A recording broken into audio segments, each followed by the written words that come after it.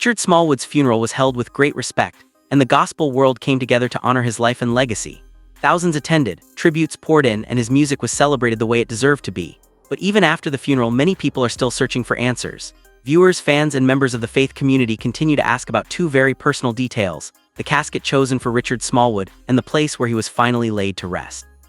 These are the details that were not widely shared, and in this video we're going to explain what is known, what was kept private, and why those choices mattered. Richard Smallwood died on December 30 at the age of 77. His passing marked the loss of one of gospel music's most influential composers, conductors, and theological voices. He was not simply known for writing songs. He was known for shaping how gospel music was studied, rehearsed, and presented. His work demanded preparation. His leadership demanded accountability. His theology demanded depth. Because of that legacy, the way he was laid to rest carried meaning. As tributes poured in from across the country, many admirers asked similar questions. What final honors were given to a man of such stature? What kind of casket held the body of a composer whose music carried generations through praise and grief? And where was he ultimately buried? The answers revealed a carefully drawn line between public celebration and private reverence. Richard Smallwood's public homegoing service took place on January 24 at First Baptist Church of Glenarden in Upper Marlboro, Maryland. Thousands attended. Elected officials, artists, pastors, educators, choir directors, and worshipers from across the nation gathered to honor his life. The service was expansive in attendance and rich in testimony, but it was restrained in focus. According to confirmed information from church leadership and family representatives, Richard Smallwood's casket was present during the funeral service. It was closed throughout. There was no public viewing and no formal announcement regarding its design, material, or customization. No descriptive details were released to the media. That decision was deliberate. Those familiar with Smallwood's ministry explained that he never believed the physical body should overshadow the spiritual message. His theology emphasized that worship was not about display but devotion. That principle applied even in death. The casket itself was described by attendees only in general terms. It was traditional, dignified, and understated. There were no elaborate visual elements meant to draw attention. The casket served its purpose without becoming a focal point. Throughout the service, speakers rarely referenced physical death. Instead, they spoke about discipline, calling, preparation, and legacy. Maryland Governor Wes Moore described Smallwood as one of God's instruments, emphasizing how his music guided people through moments of praise and sorrow. Actor Phylicia Rashad spoke about his humility and rigor, recalling his insistence on excellence even as a young composer. Pastors spoke about conviction, musicians spoke about scholarship, choir members spoke about discipline. The message was consistent. Richard Smallwood's body was present, but his work was central. After the service concluded, many expected the next step to be public. A procession, a graveside service, an announcement of burial details. None of that followed. According to confirmed statements from those close to the family, Richard Smallwood was laid to rest in a private burial ceremony. Attendance was limited to immediate family members and select clergy. The burial location was not disclosed publicly, and no photographs or video from the burial were released. This decision immediately stood out in an era where the final arrangements of public figures are often documented in detail. But for those who understood Smallwood's values, it was consistent. Richard Smallwood believed that sacred moments required boundaries. He taught that preparation itself was an act of reverence. He believed that not everything holy needed to be public. His family honored that belief. The burial is believed to have taken place in Maryland, a state deeply tied to Smallwood's ministry and life's work. After growing up in Washington, D.C., he became a foundational figure in the spiritual and musical life of the DMV region. His service at Metropolitan Baptist Church in Largo, Maryland, and Union Temple Baptist Church in Southeast D.C. shaped generations of worship leaders and choir directors. But the exact cemetery location has not been released.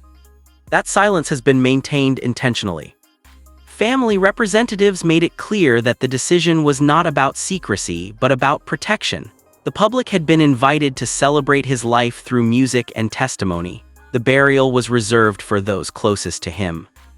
This approach reflected Smallwood's own balance between public ministry and private faith.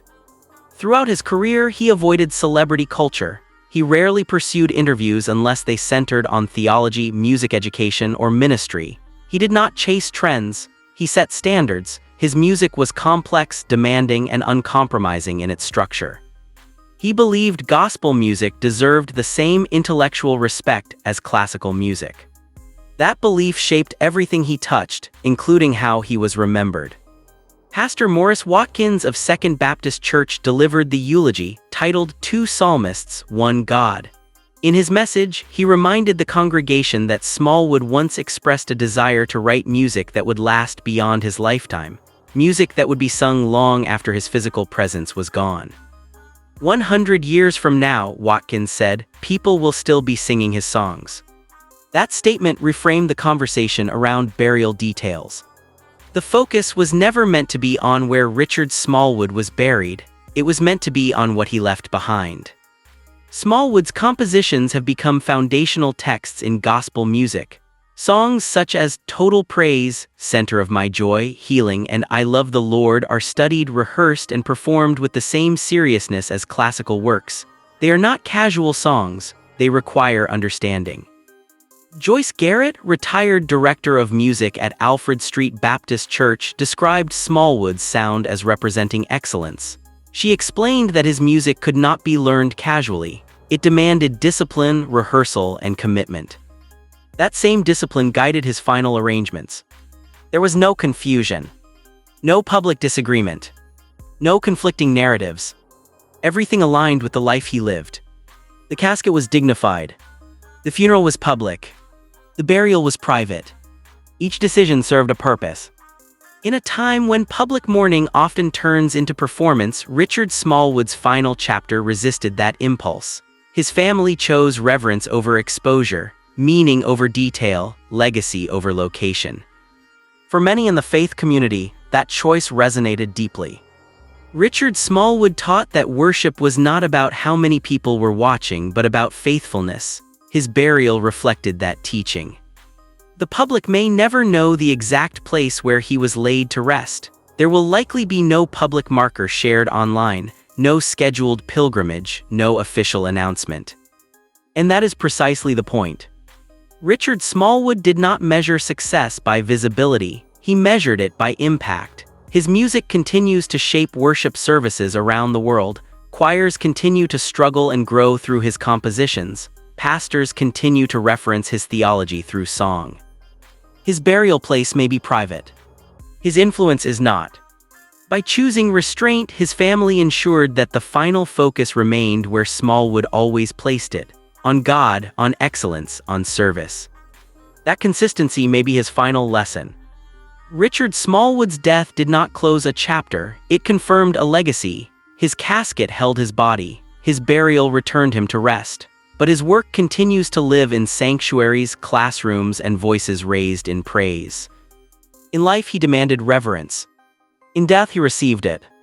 And that, more than any detail, defines how Richard Smallwood was laid to rest.